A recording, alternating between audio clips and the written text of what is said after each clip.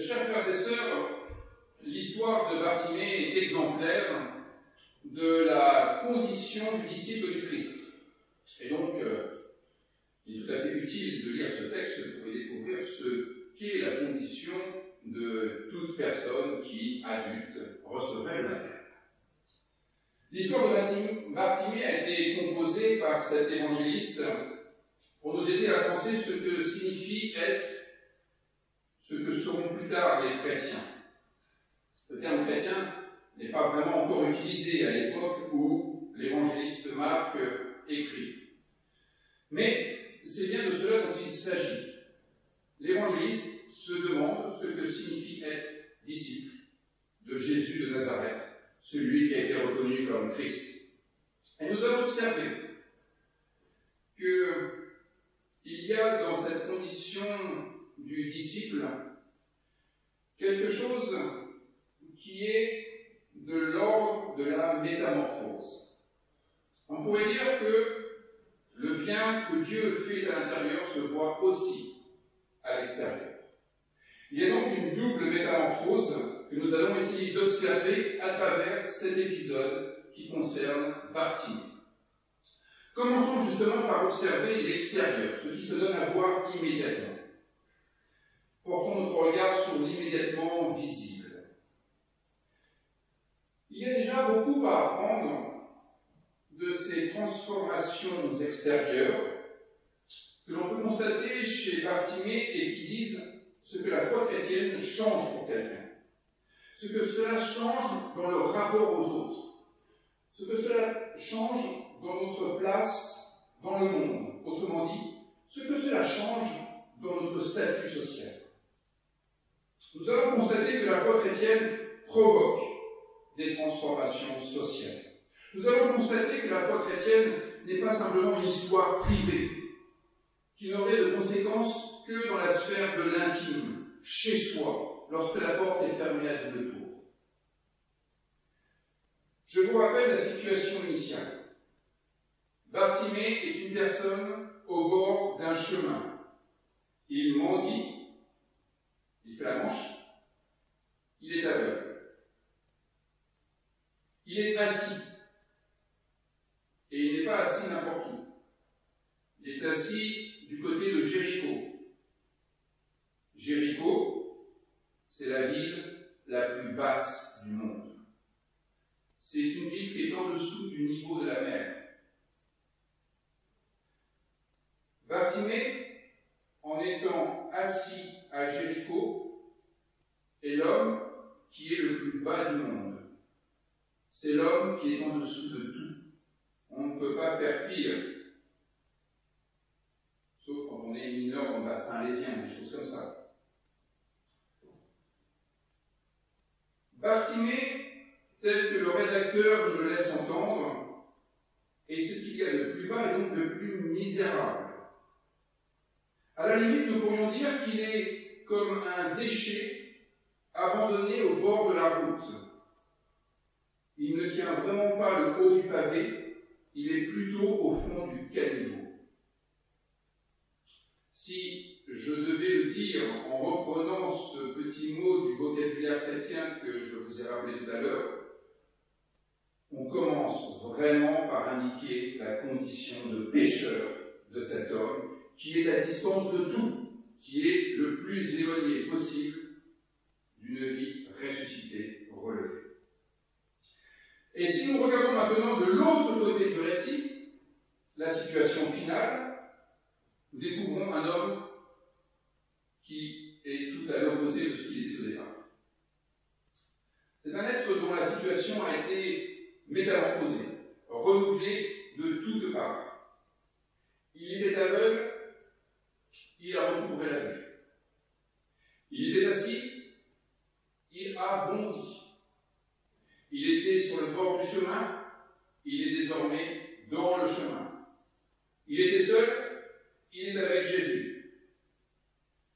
Il est à Jéricho, la ville la plus basse du monde.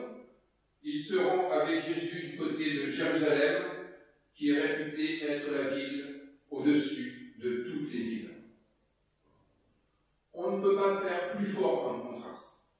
On ne façon plus radicale la métamorphose entre la condition initiale et la condition finale. Il était mendiant, il va jeter son manteau, peut-être comme d'autres autrefois jetaient quelques pièces, un bout de nourriture. Il recevait, il est maintenant capable de donner. Au départ, notre Bartimée se trouvait à la marge du chemin.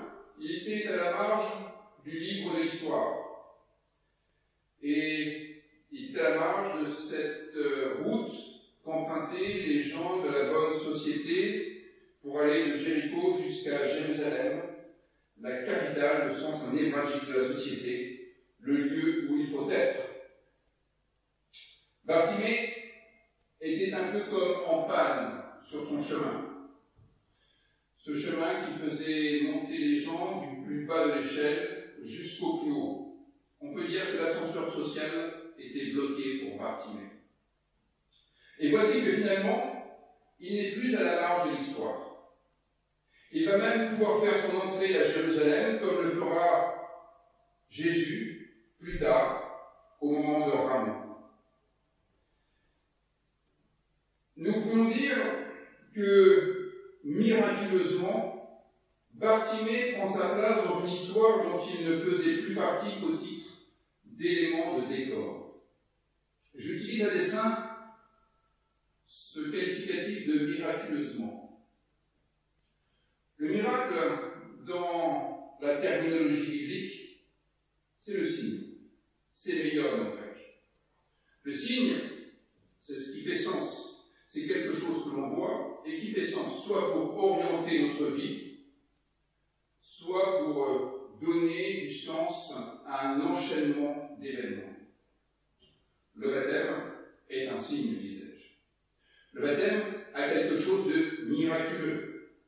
Le baptême est miraculeux dans la mesure où il donne du sens à une vie qui, comme cela, pourrait ne pas sembler en avoir beaucoup.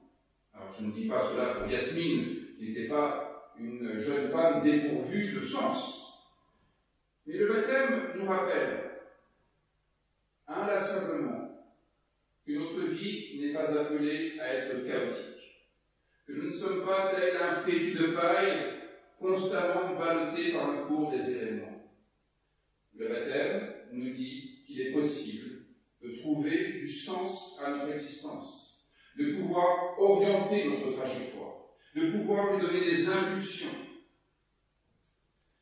C'est cela que Bartimée va éprouver. Cette histoire de Bartimée, ce que nous observons, va être particulièrement significatif de la condition du disciple du Christ, du chrétien. Bartimée est un signe qui permet d'orienter notre vie chrétienne. Entre le début et la fin de cette histoire, qu'est-ce qui change la situation finalement? La rencontre avec Jésus. Et qu'est-ce qui est au cœur de cette rencontre avec Jésus? Cette question que Jésus lui pose: que veux-tu que je fasse pour toi? Ce serait bien qu'à la fin de la journée, vous vous soyez vous-même posé cette question. Imaginons une rencontre avec le Christ qui vous demande « Que veux-tu que je fasse pour toi ?» Penser à cette question, c'est en fait ce qui peut déclencher la métamorphose que vous souhaitez. Il nous semble évident que Bartimée lui demande de recouvrer la vue. À la place de Bartimée, c'est certainement tous ce que nous aurions demandé. Mais ça, c'est parce que nos yeux voient. C'est parce que, pour nous, c'est insupportable d'imaginer quelqu'un qui est aveugle. De même que c'est insupportable d'imaginer quelqu'un qui est malade. C'est insupportable d'imaginer quelqu'un qui souffre d'une forme de handicap ou qui connaît un malheur dans sa vie, dans la mesure où cela n'est pas notre cas. Le malheur de l'autre nous embarrasse, et c'est heureux. Et donc pour nous, il est normal de demander de recouvrer la vue lorsque nous sommes aveugles, et parce que, justement, nous ne le sommes pas. Il y a tellement de situations dans la vie où nous nous habituons à notre malheur. Nous n'avons plus l'idée qu'il pourrait en être autrement. Et en fait, il est admirable que Bartimée songe à demander à Jésus de recouvrer la vue. Cela signifie qu'il ne s'est pas habitué à cet état de fait. Cela signifie qu'il continue à être scandalisé par ce qui lui arrive. Cela signifie qu'il est sensible au malheur et qu'il pourra lui-même être sensible au malheur des autres.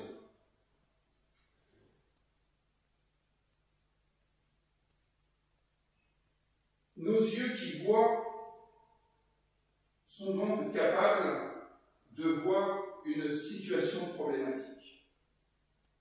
Mais quand nous sommes nous-mêmes dans cette situation problématique, nous n'avons plus forcément la distance pour voir qu'il y a encore un problème. Pour un aveugle, dans la situation de Bartimée, demander à recouvrer la vue, cela ne va pas de soi du tout. Pourquoi voudrait-il voir à nouveau? Parce que s'il ne voit plus, ce n'est pas pour des raisons médicales.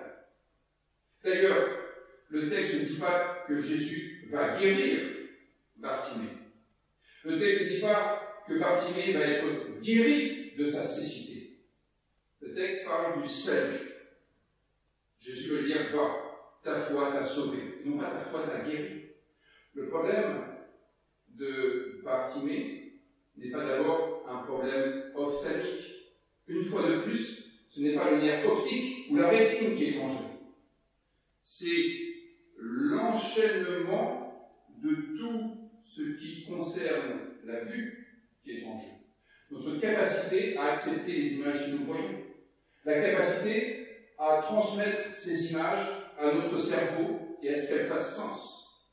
Je veux dire par là que ce texte nous parle d'une personne qui est sauvée et non pas d'une personne qui est guérie, pour nous expliquer que l'aveuglement dont il est question est un aveuglement qui n'a pas de cause physiologique. Ici, Bartimée est sauvé de ce qui l'empêchait de voir. Alors nous pouvons spéculer sur les raisons pour lesquelles Bartimée ne voyait plus.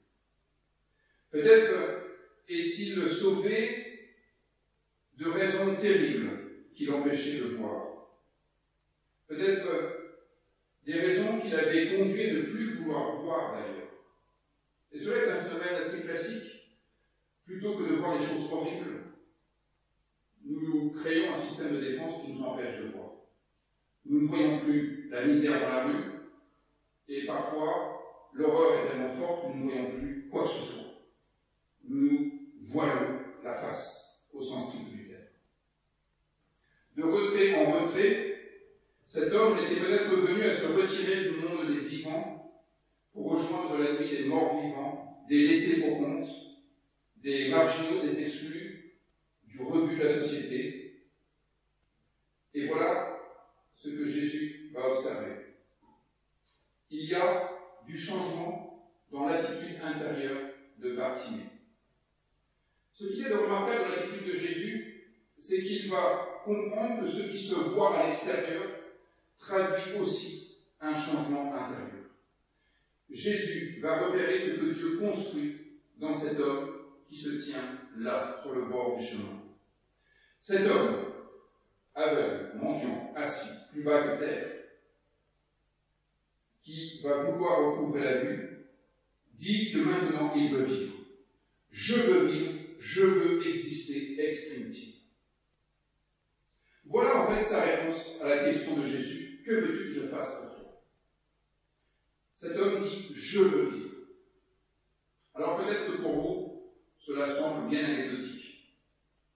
Mais en fait, il est tellement rare d'exprimer le fait, le désir de vouloir vivre, de vouloir exister. Le moment est donc venu d'observer les transformations intérieures. La sortie de la nuit va se faire par cet ordre de Jésus, va. Va, c'est un ordre que nous connaissons bien. C'est l'appel autrefois lancé par Dieu à Abraham, tel que nous le raconte le livre de la Genèse. C'est un appel à quitter son pays, sa patrie, la maison de son père, pour se rendre vers un lieu que Dieu lui montrera. C'est une façon de dire quitter ses déterminismes, laisser derrière soi ses surdéterminations. Par exemple, ce manteau qui a tellement pris notre forme recourbée, ce manteau qui nous colle si bien à la peau, qui nous empêche d'avoir une grande liberté de mouvement. C'est comme ces habits que nous porterions pendant trop longtemps et qui se figent sur une position que nous avons adoptée et qui nous empêche toute autre position. Cela indique l'impossibilité de changer notre identité. Va, dit l'Éternel à Abraham, pour que celui-ci fasse histoire. Va vers toi, comme le dit plus précisément le texte biblique, le texte hébreu, qui enjoint Abraham à faire un voyage en profondeur, à partir à la découverte de sa personnalité, à ne plus être simplement le décalque des autres, mais à découvrir ce qu'il y a inscrit au fond de lui-même. Non, Abraham, tu n'es pas simplement le fruit de ton pays, le fruit de ta culture, le fruit de ta famille, tu as une identité singulière. Tu as une identité qui n'appartient qu'à toi-même. Tu es un être original. Tu n'as rien d'un triste clone qui ne serait que le décalque de tous ceux qui t'ont précédé. Non, tu n'es pas condamné à vivre figé dans cette posture qui t'enfonce toujours un peu plus, qui creuse ta tombe, qui te met non pas simplement 6 pieds sous terre, mais 250 mètres sous le niveau de la mer. Alors, en partant à la conquête de son univers intérieur, c'est là le deuxième aspect que nous pouvons observer dans ce texte, Jésus permet à Bartimée de découvrir qui il est véritablement, indépendamment de ce qu'on a pu dire sur lui ou du regard que l'on a pu poser une fois pour toutes sur lui. Intéressons-nous à son nom. Intéressons-nous à la façon dont il est désigné. On l'entend au début de ce récit. Cet homme, c'est Bartimée. On nous dit que c'est le fils de Timée. C'est épouvantable comme expression. Ça vous semble normal. Bartimée, fils de Timée, c'est l'aveugle auquel on est habitué entre Jéricho et Jérusalem. Mais quand on y pense, c'est épouvantable comme expression. Parce que Bartimée en araméen, ça veut dire fils de Timée. Cet homme est surdéterminé. On l'appelle fils de Timée, fils de Timée. Il n'est que fils de Timée. Et Timée, je ne vous l'ai pas encore traduit. Mais en araméen, ça veut dire l'impureté. Vous imaginez un peu? Fils de l'impureté, fils de l'impureté. Il y a des noms faciles à porter tout de même. Cet homme, qui va dans un instant entrer en relation avec Jésus, est nommé d'une manière redondante, puisqu'on dit qu'il est fils de l'impureté et fils de l'impureté. Ce renouvellement indique que son identité est saturée par cette filiation qui quand même pose un peu problème. Et c'est une identité qui est saturée par les codes sociaux de l'époque qui disent « si tu es impur, tu n'as pas ta place parmi la société. Tu seras au banc de la société. Et estime-toi heureux déjà de pouvoir faire la marche. » Bartimée est un intouchable. On ne le réalise peut-être pas suffisamment. Ce n'est pas simplement quelqu'un de mauvaise réputation, c'est un intouchable. Ta foi t'a sauvé, précise Jésus, qui souligne bien qu'il n'est pas intervenu de façon surnaturelle, qu'il ne l'a pas guéri, disais-je. Jésus est simplement témoin de ce que la foi de Bartimée a accompli pour son salut. Et que sait-il, Jésus, de la foi de Bartimée pour être en mesure d'être aussi affirmatif? Eh bien, à travers ces éléments extérieurs que nous avons repérés, Jésus repère les changements intérieurs qui ont eu lieu avant. On pourrait revenir avec cette expression que Yasmine a utilisée tout à l'heure dans sa profession de foi, quand elle a eu une hésitation entre le néant et l'infini. Vous avez pu imaginer que c'était peut-être un effet de rhétorique. Je ne sais même pas si elle-même est bien consciente de ce qu'elle a dit. Mais cela s'inscrit dans une tradition biblique et une tradition théologique d'une très grande profondeur. C'est le chemin de Damas sur lequel Saül s'est engagé. Et c'est le moment de sa conversion.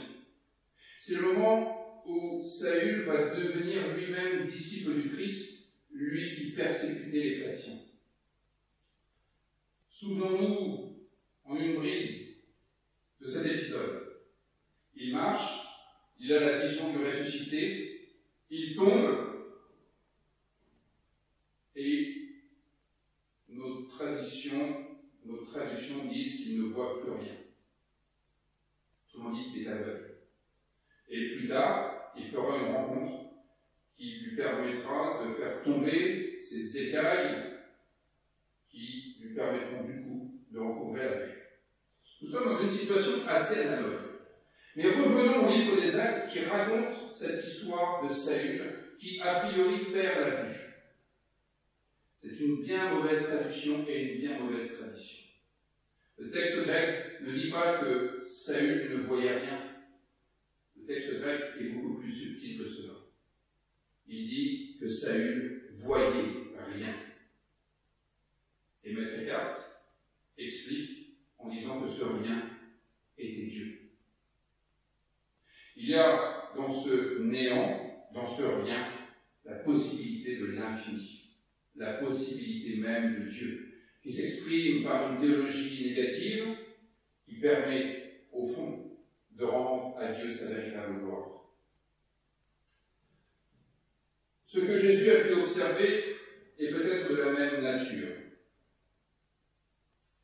L'ardeur avec laquelle Bartimée s'est lancé vers Jésus, ne laissant pas à la foule la possibilité d'éteindre le feu qui est en train de porter son existence à son incandescence, est peut-être le signe d'une expérience analogue. On veut le faire taire, alors il crie de plus belle, parce qu'il est porté par l'infini, et qu'il n'y a plus aucune limite qui pourra faire obstacle à son désir de vivre devant Dieu.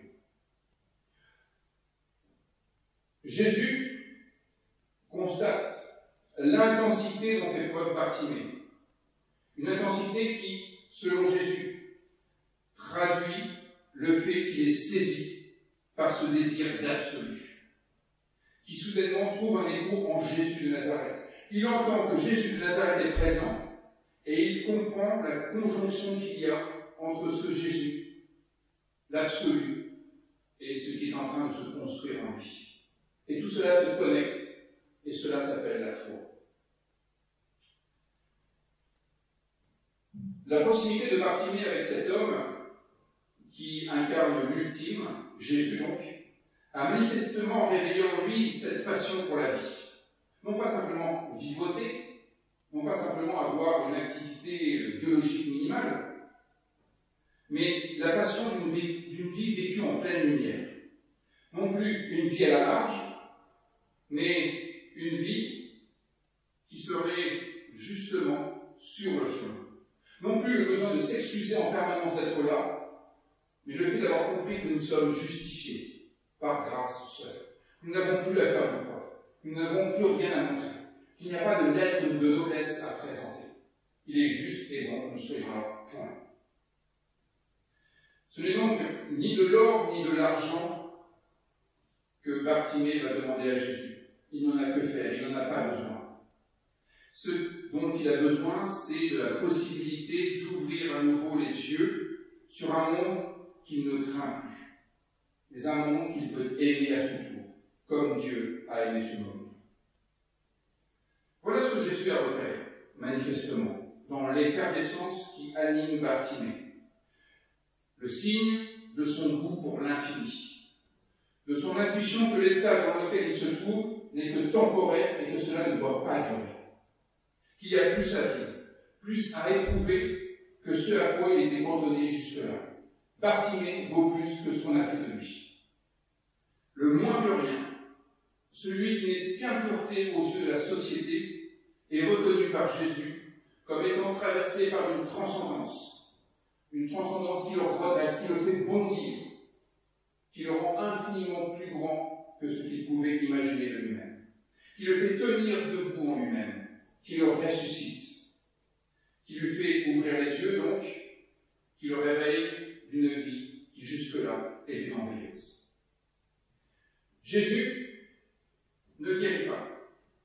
Jésus est témoin d'une transcendance qui peut ressusciter intégralement Bartimée. Alors, en fin d'après-midi, parce que j'espère que tout cela sera réglé pour vous avant la soirée, quand vous vous serez demandé ce que vous diriez si on vous demandait « Que veux-tu que je fasse pour toi ?» Le frémissement aura trouvé un haut degré d'accomplissement. Et vous serez en mesure de dire oui à cette autorisation qui vous est donnée par grâce au seul. Jésus, pour ce qui concerne Bartimée, répond bien au-delà de la demande. Parce que Bartimée vaut infiniment plus que cette histoire d'aveuglement ou de non-aveuglement. Et d'ailleurs, Jésus fait bien plus que restaurer la dignité de cet homme. Il fait bien plus que de le remettre en chemin. Bartimée cesse d'être le spectateur aveugle d'une histoire qui passe continuellement devant lui, qui s'écrit sans lui, pour devenir acteur de sa propre histoire. Celui ou celle qui devient disciple du Christ, après avoir été saisi par ce désir d'absolu, après avoir été saisi par ce sentiment de dépendance absolue à l'égard de l'Éternel, après avoir été saisi par la foi, donc, celui-là est rendu libre. Et c'est ce que traduit le fait de recouvrer la vue. Bartimée est désormais libre de s'orienter. Bartimée est désormais libre de donner du sens à sa vie. Bartimée est désormais libre de mener sa propre existence. Libre d'être soi. Voilà ce que nous avons chacun à vivre avant que minuit sonne ce soir.